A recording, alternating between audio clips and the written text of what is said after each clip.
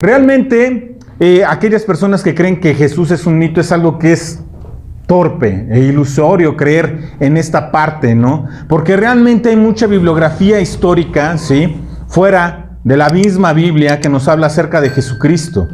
Y vamos a iniciar con ello. Vamos a ver a hombres judíos, ¿sí? Y vamos a empezar con la primera, por favor, en la presentación, ¿sí? Tenemos hombres judíos, ¿sí? Vamos a ver a Tácito, este historiador romano del siglo I, que menciona a Jesucristo y a los primeros cristianos en su libro Anales, ¿sí?, escrito alrededor del año 116 después de Cristo. De hecho, Tácito hace referencia plena de cómo es que Jesucristo fue ejecutado, ¿sí? Y realmente muchas veces no visitamos nosotros las fuentes extrabíblicas, ¿sí? Pero nosotros podemos acercarnos a la misma historia y ver cómo Jesucristo es alguien real, que pisó esta tierra. De hecho, la historia está marcada con un antes y después de Cristo, y el creer que Jesús no es real, como que es sumamente ilusorio para aquellos que lo creen así. También vamos a poder ver a Plinio, ¿sí?, cómo envía una carta al emperador, ¿sí?, Trajano alrededor del año 112, ¿sí? Plinio hace mención de la existencia de los seguidores de Jesús y de sus prácticas religiosas. También vemos a Sutonio, ¿no? Este hombre, ¿sí?, era alguien, ¿sí?, que escribió, ¿sí?, en las vidas de los 12 Césares, ¿sí?, hace mención de los cristianos y su relación con el emperador Claudio. También hace alusión a los disturbios entre los judíos, ¿sí?, con su líder Cristo, ¿sí?, que llevó a la expulsión de los judíos, ¿sí?, de Roma. Y ¿sabes qué? Esta parte que está escrita aquí, podemos nosotros verla en Hechos, y vamos a checarlo, ¿sí? Fuentes extrabíblicas hay varias, y esto es algo que tú puedes documentar y dar a conocer a las personas. Jesús no únicamente se encuentra en nuestra Biblia, ¿sí?, que es válido poder argumentar que se encuentra escrito en la Biblia, porque son fuentes tempranas, ¿no? Si algo hace el método científico es ir a fuentes primarias, de tal manera que en ellas podemos encontrar veracidad en las cosas que nosotros decimos y hablamos, ¿sí? Pero hay mucha gente que dice, no, enséñamelo, pero con algo que no sea. Si fue tan importante Jesús, debe de estar plasmado en la historia. Y así es, ¿sí? De hecho, hay mucho menos bibliografía acerca de Alejandro Magno, ¿sí?, o Alejandro el Grande, que lo que hay de Jesús escrito en la historia, ¿sí? Y nadie pone en duda la existencia de Alejandro Magno, de Alejandro el Grande, ¿sí? Y si nosotros no hiciéramos caso de estas fuentes primarias, tendríamos que borrar todo lo existente, ¿sí?, en lo que es Grecia, por ejemplo, y toda la filosofía de los mismos griegos. Tendríamos que ignorarlo por completo. Y vamos a ir a la última, por favor, con Flavio Josefo, porque yo creo que es la fuente más importante que nosotros podemos ver aquí con Flavio Josefo, ¿sí? Dice, por este tiempo apareció Jesús, un hombre sabio, si es que es correcto llamarlo hombre, ya que fue un hacedor de milagros impactantes, un maestro para los hombres que reciben la verdad con gozo. Atrajo hacia él muchos judíos y a muchos gentiles. Además, era el Cristo. Y cuando Pilato, frente a la denuncia de aquellos que son los principales entre nosotros, le había condenado a la cruz, aquellos que le habían amado, ¿sí?, primero no le abandonaron, ya que les apareció vivo nuevamente al tercer día, habiendo los santos profetas predicho esto y otras 1000 maravillas sobre él. Y la tribu de los cristianos llamados así por él no ha cesado de crecer hasta este día, ¿sí? Jesucristo está plasmado en la historia, ¿sí? Al igual que nosotros podemos encontrar veracidad en la Biblia. Y esto es algo que nosotros tenemos que tener muy claro. Jesucristo resucitó. Y eso lo hace totalmente diferente a todos. Lo hace diferente a Mahoma, a Confucio, a Siddhartha Gautama, a Rama, a quien tú quieras, a Krishna, a quien tú quieras. Lo hace tan diferente que nosotros podemos encontrar veracidad en él, ¿sí? Y vamos a ir desglosando ya este verso número 6 de este capítulo 14, ¿sí? Dice, Jesús les dijo, yo soy, ¿sí? Yo soy. Y realmente el término yo soy, al Jesús pronunciarlo y enunciarlo, Él da a conocer a la gente que Él es Dios. Él se está apropiando del nombre de Dios. Y esto es muy claro. De hecho, aquellos que lo estaban escuchando en ese momento, lo agarraron piedras en ese momento y dijeron, vamos a apedrearlo, ¿no? Y Jesús les dijo, pero ¿por qué estás pensando esto? ¿Sí? ¿Qué he hecho mal para que me juzgues de esta forma? No, estoy parafraseando, ¿sí? Y Él les dice, no es por ninguna obra, sino porque te haces Dios, ¿sí? Jesús con su misma boca está anunciando que Él es Dios. Yo soy, ¿sí? Y esta misma frase o estas mismas palabras nosotros las encontramos, ¿sí? En el libro de Éxodo, en el capítulo 3, en el verso 14, ¿sí? Cuando Moisés le pregunta a Dios cuál es su nombre, la respuesta que Dios le da es yo soy el que soy, ¿sí? Dios estaba revelando su nombre divino, ¿sí? A este Moisés, y Jesús se está apropiando de ese nombre. Y eso trae consigo muchas otras cosas, porque está dándonos a entender quién es Él, las características de Él, y nos muestra esa naturaleza eterna que hay en Dios, esa inmutabilidad que existe en Él. Dios es el Ser Supremo para siempre, que ha existido y que va a existir por todos los tiempos. Nuestro Señor Jesucristo también dice de sí mismo, yo soy el Alfa y el Omega, el primero y el último, ¿sí? No hay nadie más que Él, ¿sí? También esto implica, ¿sí? Que si Dios, ¿sí? Que si Jesús es Dios, ¿sí? El cual es, ¿sí? Porque Él mismo lo está diciendo. También nosotros podemos encontrar características de autoexistencia y de autosuficiencia en Él mismo. En Juan nosotros podemos ver cómo Él es Dios, Él se declara Dios, ¿sí? Y vamos a nuestras Biblias en Juan capítulo 1 y vamos a ver los versos del 1 al 3, por favor. Ese yo creo que ya lo conoces, ¿sí? En el principio era el Verbo, y el Verbo era con Dios, y el Verbo era Dios. Y quiero que entiendas algo, Juan lo tenía sumamente claro, de quién es Jesucristo. Este era en el principio con Dios, ¿sí? Estamos hablando de su autoexistencia y autosuficiencia. Todas las cosas por Él fueron hechas y sin Él nada de lo que ha sido hecho fue hecho, ¿sí? Si no podemos llamar Dios aquel que es el creador del mundo, ¿sí? Entonces, ¿quién será? Y ahorita me estoy acordando de un debate que tiene Richard Dawkins con un presentador, ¿sí? En la TV inglesa, el cual empieza él a argumentar, dice, bueno, yo creo que realmente hay alguien que ha creado absolutamente todas las cosas, pero a no lo puedo llamar Dios, ¿sí?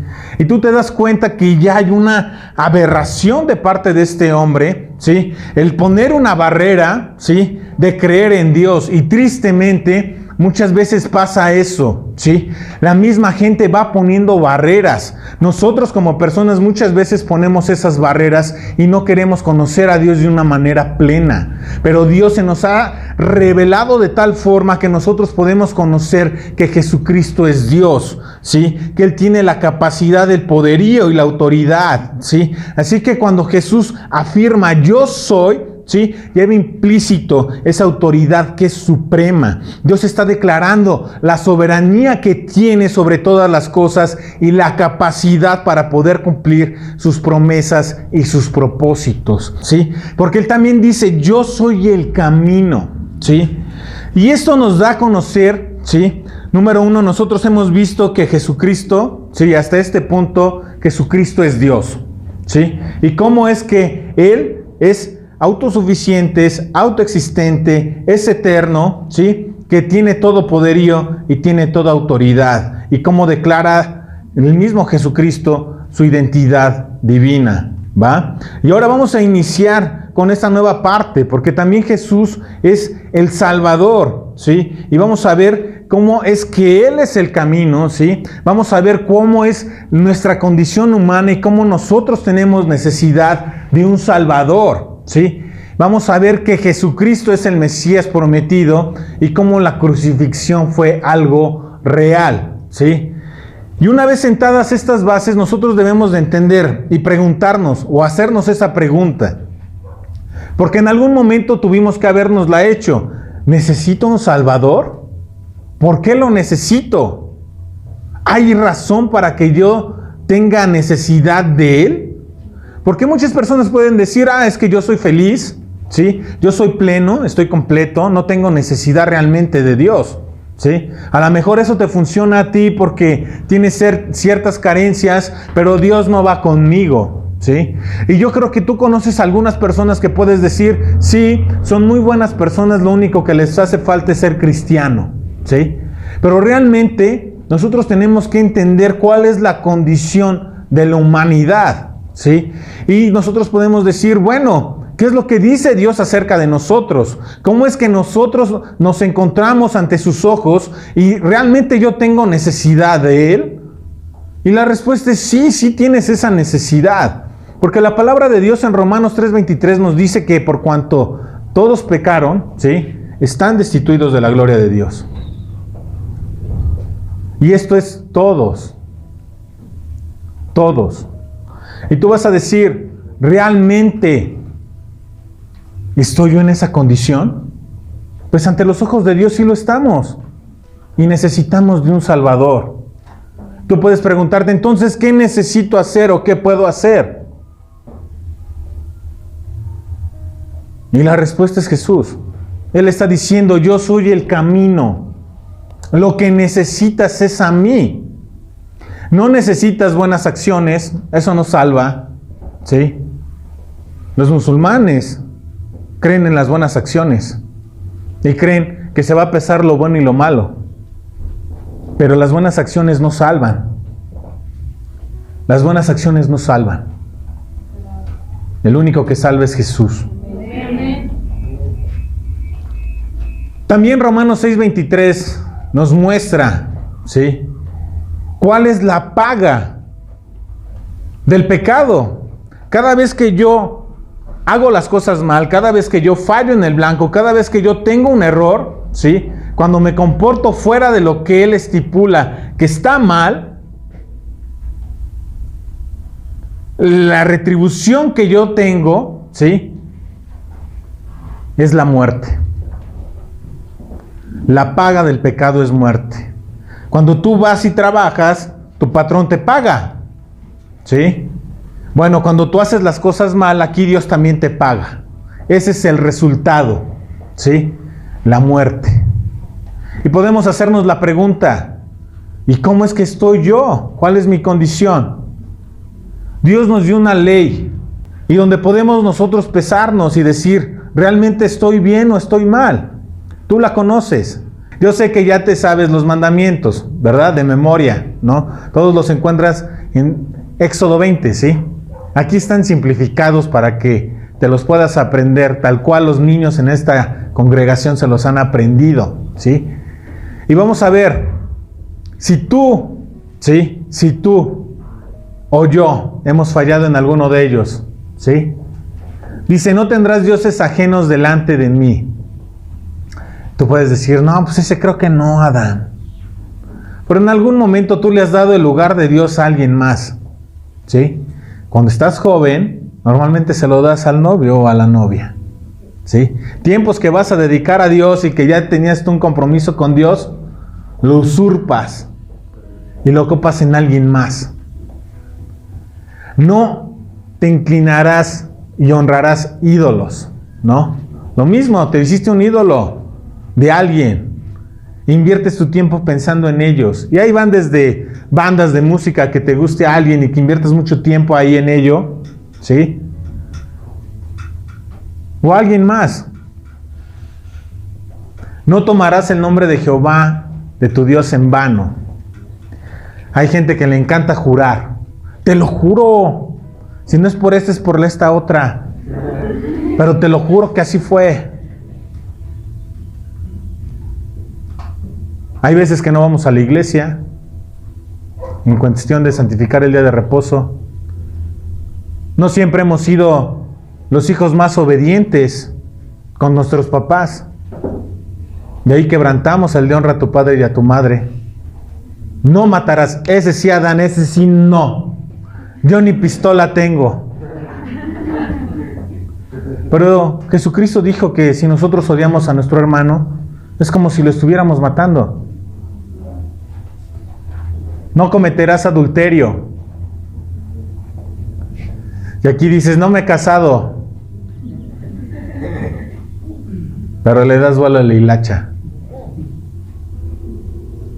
A veces creemos, ¿sí?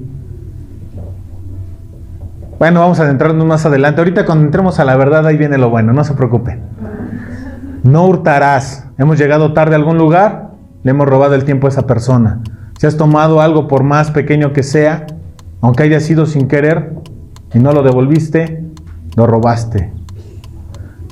No darás falso testimonio contra tu prójimo. El chisme, no, la mentira ahí. No codiciarás. Si ya viste a alguien con lujuria, ya codiciaste. Y la pregunta es, ¿cómo estaríamos calificados ante Dios? ¿Pasamos aunque sea de panzazo? Pues no. Realmente, aunque rompas uno solo, estamos totalmente condenados. Esa es la realidad. Si tú te acercas aquí en una corte y le dices, señor juez, sí, yo sé que soy culpable, pero ya no lo voy a hacer, ¿te van a dejar salir? La verdad es que no. Esa es la realidad.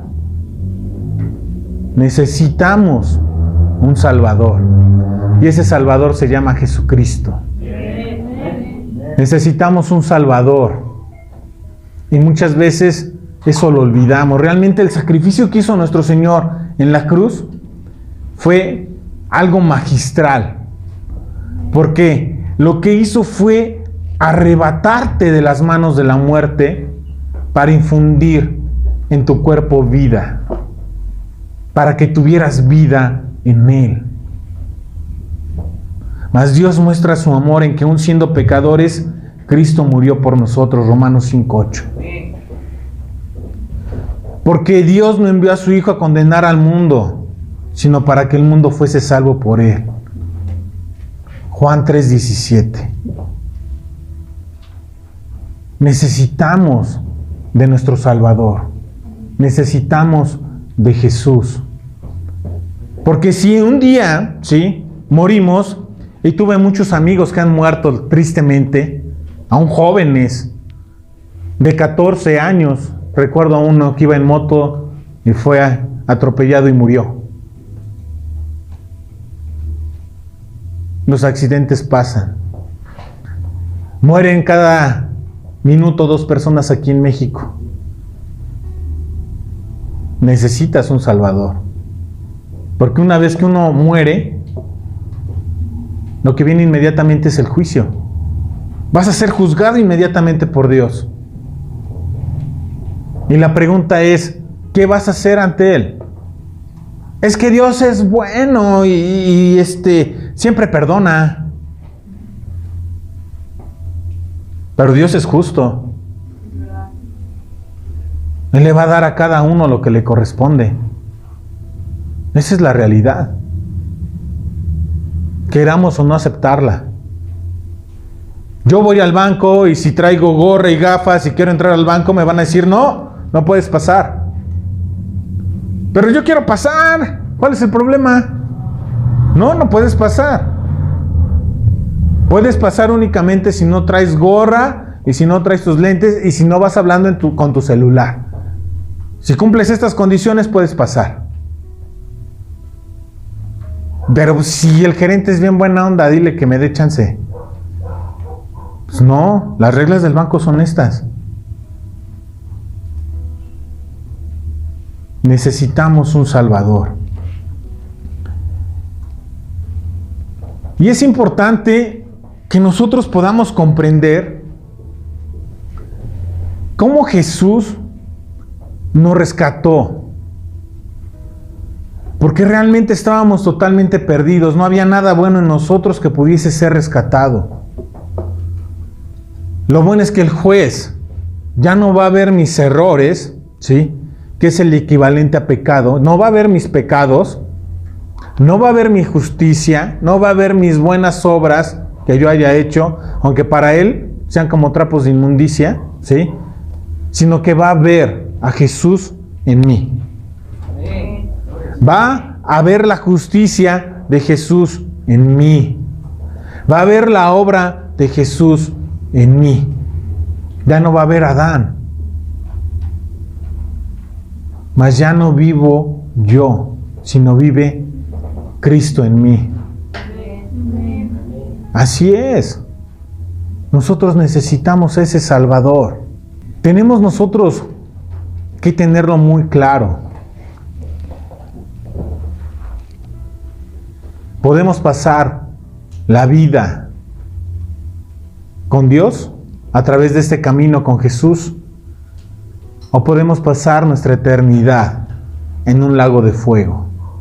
Porque también Jesús habló de ello. Y Él es fiel y es verdadero. Y Él habla la verdad. ¿Sí? Y ¿sabes algo? ¿Sí? Yo soy el camino, la verdad y la vida.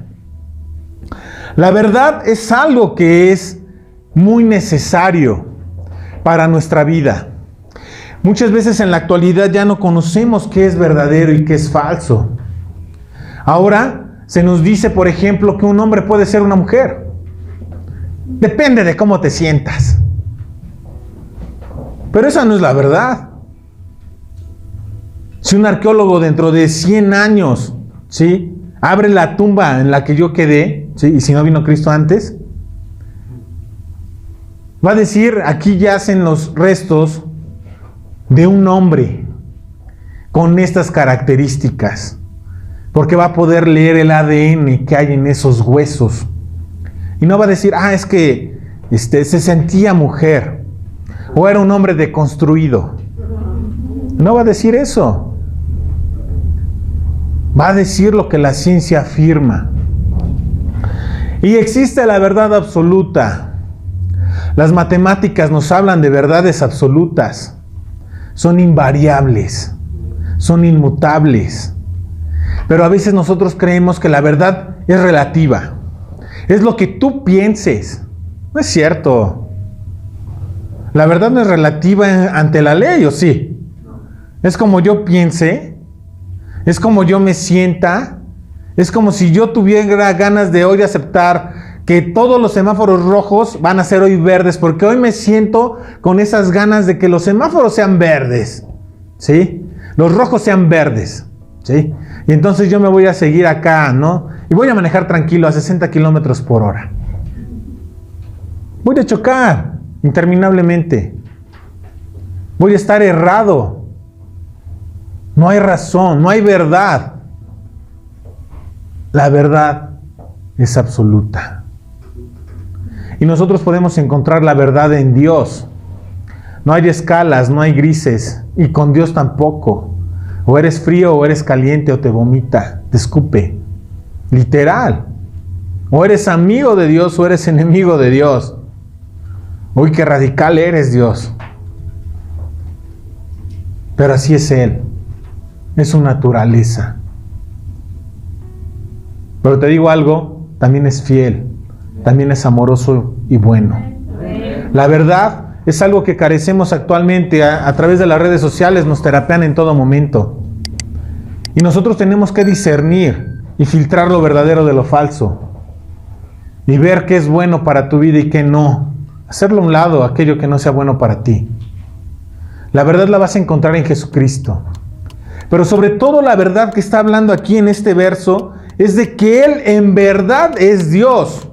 En verdad puedes conocerle a Él y en verdad puedes tener un acercamiento con Él. Lo que más desea Dios es tener una relación estrecha contigo, ¿sí? Porque Él eres muy importante, ¿sí? En este mundo donde la gente tal vez no pueda considerar a los jóvenes como importantes, ¿sí? Dios los considera sumamente importantes, tan importantes que fue capaz de dar su vida por ti.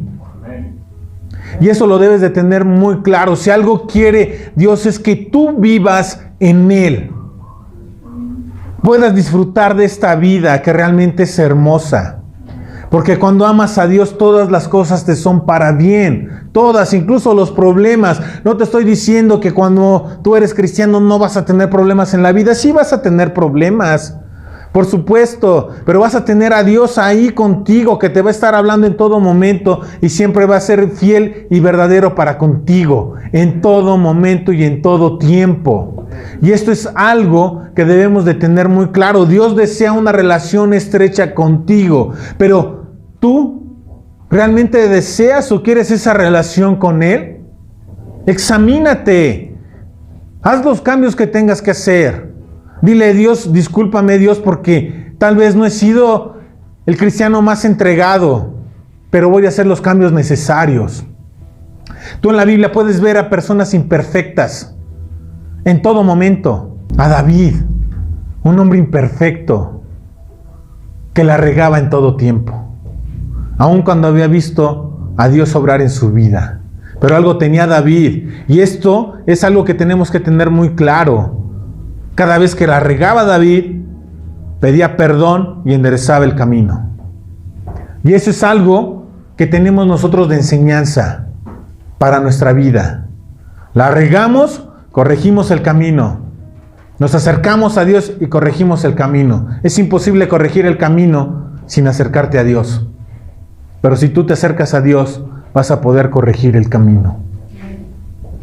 Así que, hermano, en esta mañana hemos visto que Jesús es Dios. Hemos visto que Jesús es el Salvador y fuera de Él no hay otro. ¿Sí? Y eso lo debes de tener muy, muy claro. ¿Sí? Aunque sean buenos preceptos filosóficos, buenos principios éticos, realmente el único Salvador es Jesucristo. Es el único que ha dado esa declaración de su propia boca, porque ningún otro lo ha hecho. ¿Sí? Tú puedes ver a todas estas grandes religiones y puedes ver a sus profetas, a sus hombres, a sus sabios, y ninguno dijo ser Dios. Solamente Jesucristo. Jesucristo mostró hechos visibles, ¿sí? Él resucitó.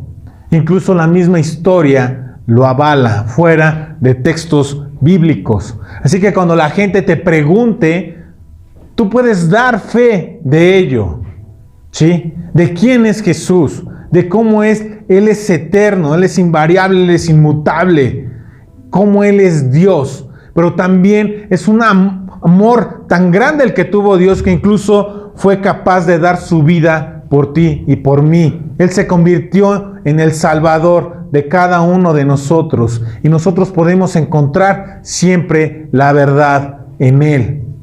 Siempre vas a poder encontrar la verdad en Cristo. Así que acércate a Él. Vamos a orar, hermano. Eterno Señor y Dios, te damos gracias por este tiempo, Señor.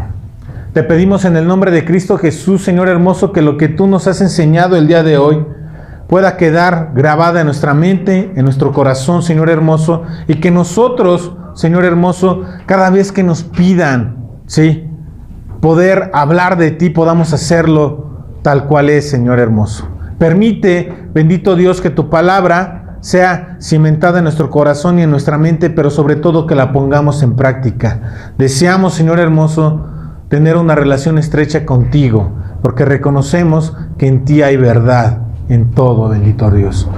En Cristo Jesús, todos decimos amén. Que Dios te bendiga, hermano.